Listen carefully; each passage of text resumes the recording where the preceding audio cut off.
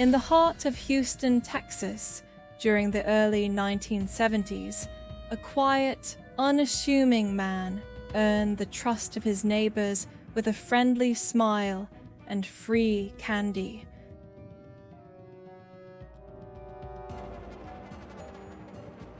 But behind Dean Corll's facade lay a terrifying secret. He wove a web of deceit, fear, and betrayal, preying on the unsuspecting. His story, shrouded in mystery, reveals the chilling reality of evil hiding in plain sight. A nightmare that unfolded in ordinary homes, leaving a community scarred and haunted forever.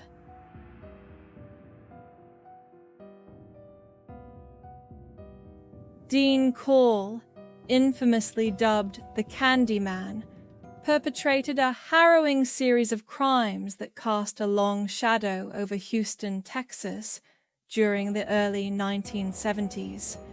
Between 1970 and 1973, Corll orchestrated one of the most chilling and prolific crime sprees in American history, luring vulnerable youths into his twisted web of cruelty.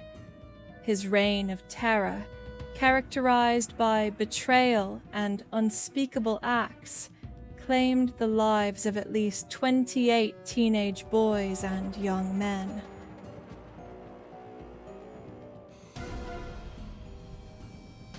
To outsiders, Dean Corll seemed harmless, even friendly. He worked for his family's candy business, which earned him his infamous moniker. Often seen handing out free treats to neighborhood kids, he cultivated an image of trustworthiness that masked the dark secrets he harbored. Beneath his genial demeanor lurked a predator capable of unspeakable violence.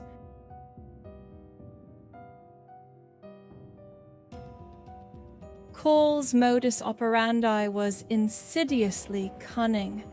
He preyed on runaways and vulnerable boys from the lower socioeconomic strata, exploiting their desperation or naivety.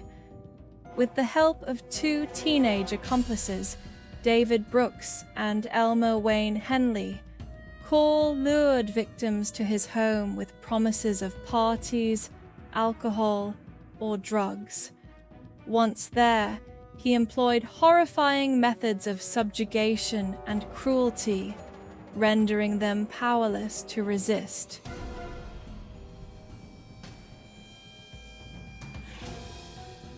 Corll's crimes were committed in the seclusion of his residence, as well as a rented boat shed, a place that became a tomb for many of his victims. He used physical restraints, blindfolds, and other tools of control, creating a nightmarish environment where his victims were entirely at his mercy. After hours, or sometimes days, of torment, he ended their lives, often using asphyxiation or sharp instruments.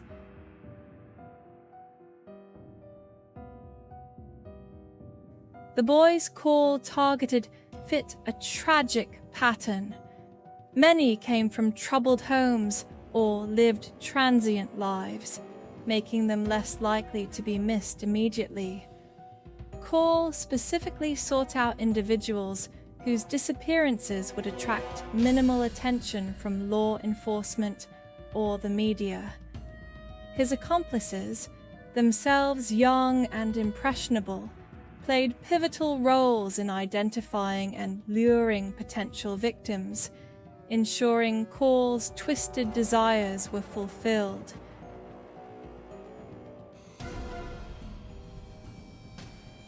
Psychologists and criminologists speculate that Corll's motives were rooted in deeply entrenched, sadistic tendencies and a warped need for dominance. His crimes were not impulsive, but meticulously planned, reflecting a mind consumed by perverse fantasies. The sense of power he derived from controlling and ending lives became an insatiable addiction.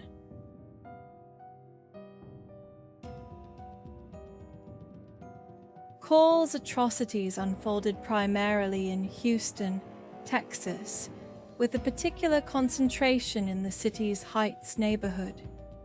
The once thriving community became a hunting ground where Corll and his accomplices could easily operate under the radar.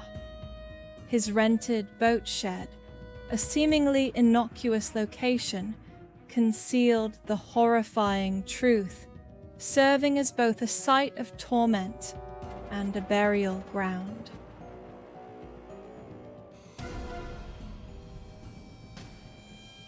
Corll's reign of terror ended abruptly in August 1973 when Elmer Wayne Henley turned against him. Henley, initially a willing participant in Corll's schemes, fatally shot him during an altercation that erupted after Henley invited a female friend to Corll's home, against his orders. The incident not only ended Corll's life, but also exposed the ghastly extent of his crimes. When authorities investigated Corll's properties, they unearthed a chilling cache of human remains, buried in shallow graves and wrapped in plastic.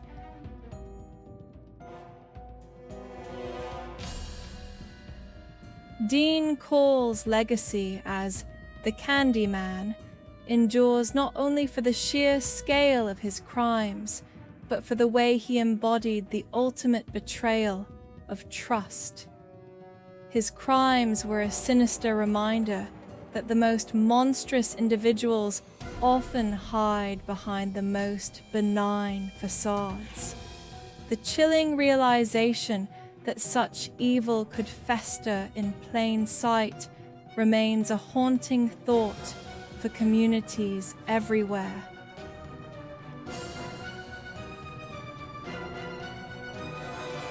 By the time Corll's atrocities came to light, his horrifying acts had permanently scarred the families of his victims and shaken Houston to its core.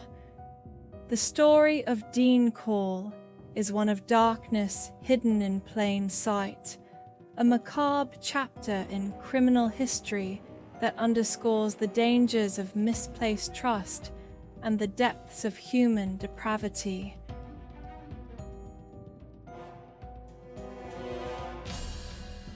Even now, the shadow of the Candyman lingers, serving as a cautionary tale of vigilance and the thin veil separating the ordinary from the unimaginable.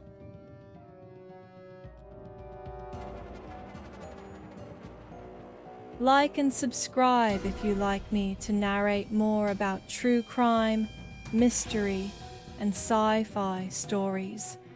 If you don't want to miss out, turn on the notification bell and leave a comment. Thank you for watching, and see you again on my next video. Take care.